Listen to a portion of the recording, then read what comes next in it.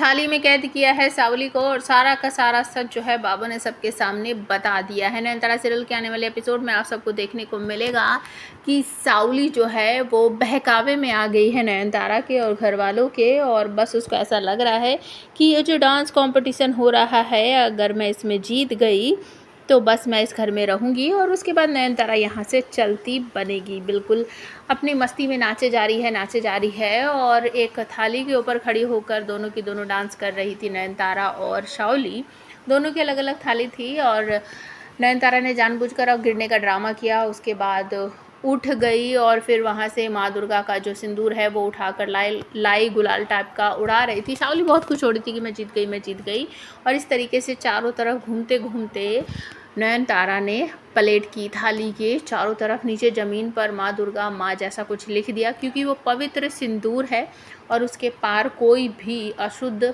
चीज़ या अशुद्ध आत्मा, बेचैन आत्मा नहीं जा सकती। और इसके बाद नयनतारा जब कहती है सूरजो को कि बाबा के कपड़े वपड़े चेंज करके फिर से देख के लाओ वो लॉकेट ठीक ठाक है या नहीं, तो सूरजो को ध्यान आता है कि मैंने ये लॉकेट ना मिरर में देखा था और शायद मैंने कुछ अजीब सा देखा था। मतलब कि मिरर में अगर हम किसी उल्टी चीज़ को देखते हैं तो वो सीधी दिखाई देती है। तो वो अपने बाबा का फिर से बटन वगैरह खोल कर देखता है तो उसको समझ आता है कि ये लॉकेट जो बाबा ने पहना है वो उल्टा है, उस पर उल्टा माँ का रूप छपा हुआ है, माँ वर्ड जो है वो उल्टा छपा हुआ है। तब उसे याद आता है मैंने मिरर में देखा था, ये गलत है और नयन शायद सच बोल रही थी। तो वो तुरंत ही बाबा को लेकर नीचे आता है और उसके बाद नयन जो है वो कहती है सावली दी आप जीत गई हो और आप इस घर में पूरे हक से रह सकती हो और मैं बहुत जल्दी जाऊँगी। इस तरीके से बोलकर उसको चिढ़ाने की कोशिश करती है और उसके बाद कहती है कि बस 1 मिनट रुक जाइए, मैं आपको ना अभी बताती हूँ कि आखिर सच्चाई क्या है। तो अचानक से बाबा वहाँ पर आ जाते हैं और सूरजो के सामने, पूरे परिवार के सामने नयन कहती है कि बाबा आप बताइए आपके साथ क्या हुआ था, किसने आपको नीचे धक्का दिया था।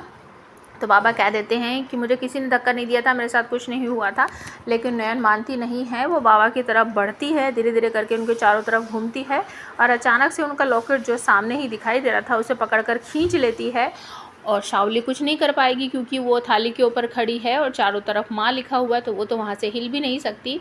और जैसे ही लॉकेट बॉडी से अलग होता है तो बाबा जो है अपने पुराने रूप में आ जाते हैं। वशीकरण मंत्र जो उनके सर पर फूंक रखा था वो हट जाता है और उसके बाद फिर से नयन पूछती है बाबा आपको किसने गिराया था चेयर पे से। तो वो तुरंत कहते हैं ये लड़की सावली जो है इसने मुझे चेयर पे से गिराया था और पता नहीं क्या क्या करने के लिए मुझे बोल रही थी और मैं ना चाहते हुए भी वो सारी चीज़ें कर रहा था।